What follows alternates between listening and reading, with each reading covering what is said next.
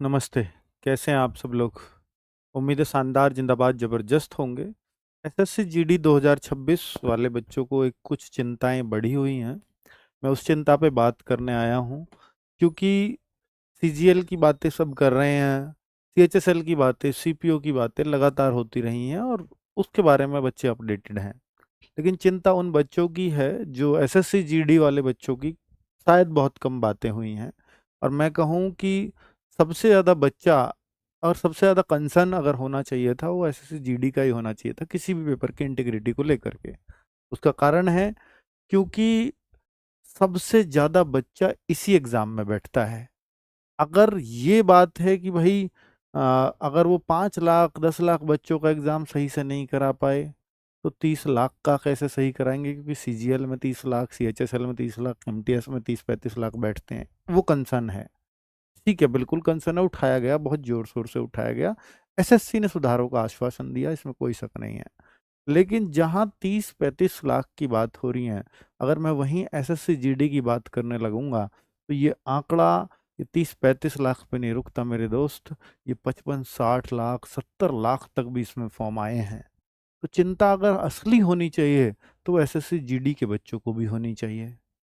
तो पर आपको इसलिए परेशान नहीं होना, इसलिए परेशान नहीं होना क्योंकि जैसा एसएससी बोल रही है कि एडिक्यूटी का ये पहला एग्ज़ाम है, शुरुआत में दिक्कतें आती हैं। हम दिन प्रतिदिन इसको सही करते चले जाएँगे। तो आपको इसलिए टेंशन नहीं लेनी क्योंकि आपसे पहले सब बड़े-बड़े एग्ज़ाम हो चुके होंगे।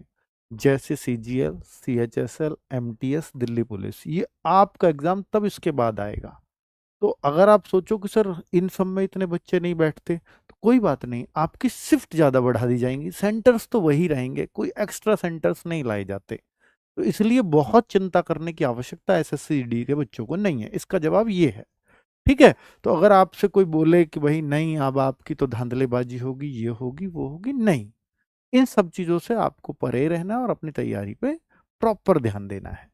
ठीक है? तो मैं आपको एक जो जेन्युइन गाइडेंस है वो मतलब देने आया हूँ, ताकि आपको एक क्लैरिटी रहे और आपको ये शक ना हो कि जिस एग्ज़ाम की आप तैयारी कर रहे हैं, कहीं वो खतरे में तो नहीं आ जाएगा। ठीक है? वो खतरे में क्यों नहीं आएगा? क्योंकि आपसे पहले बहुत सारे एग्ज़ाम हैं, अगर उन पे खतरा होगा तो सब लोग साथ खड़े हैं।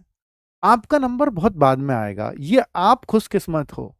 क्योंकि अगर ये एग्ज़ाम सबसे पहले अगर आपका हो रहा होता और ये प्रयोग आपके ऊपर चल रहा होता, तो बहुत मुश्किल हो जाती क्योंकि जीडी की आवाज़ उठाने वाले शायद उतने लोग इकट्ठे नहीं हो पाते। सीजीएल पे बहुत सारे लोग पढ़ाते हैं, बहुत सारे लोग एकजुट हुए। हम लोग आवाज़ उठाते आपकी तब भी, इसमें कोई शक नहीं था, पर मैं नहीं समझता कि वो उतनी उतनी एकजुटता से आवाज़ उठ पाती, जितनी हम सीजीएल से उठा पाए हैं सब मिल कर के। चलिए अच्छी बात है, जो होता है अच्छे के लिए होता है। अब होप सो 12 सितंबर को सीजीएल के एग्ज़ाम की डेट आ गई है। 12-13 सितंबर को ये सब क्लैरिटी आ जाएगी कि एसएससी ने कितनी तैयारियाँ की हैं और अब कितने सुधारों की और आवश्यकता है या नहीं है। तो अगर एप्रिसिएशन बनेगा एसएससी के लिए तो वो भी खुल करके करेंगे, क्योंकि एसएससी ने उसके ऊपर फिर काम किया होगा। ठीक है, अब बात कर लेते हैं बच्चों आपकी, क्योंकि देखिए ये तो हो गया कि पेपर कैसा करा रहे हैं, कैसे सेंटर्स प्रोवाइड करा रहे हैं, वो एक अलग मैटर हो गया।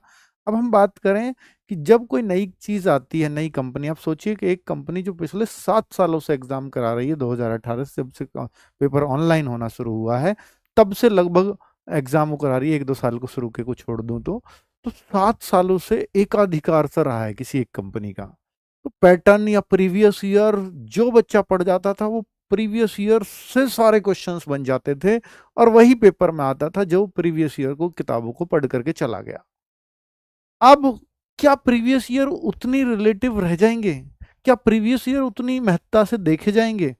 अब इस बात पे शक होने लगा है, क्योंकि कोई भी कंपनी प्रीवियस कंपनी के क्यों पेपर्स देखेगी? क्यों वो चाहेगी कि भाई उनके दिए हुए क्वेश्चन से क्वेश्चंस बने?